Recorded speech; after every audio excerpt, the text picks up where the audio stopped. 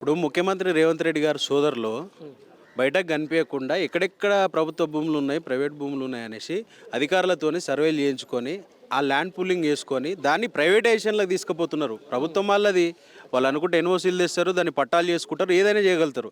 కానీ ఇక్కడ చీప్కి వస్తున్నది కదా, రైతులు చేసుకొని బాగుపడి ఇప్పుడు వాళ్ళకి బతకమనే ఇచ్చిర్రు.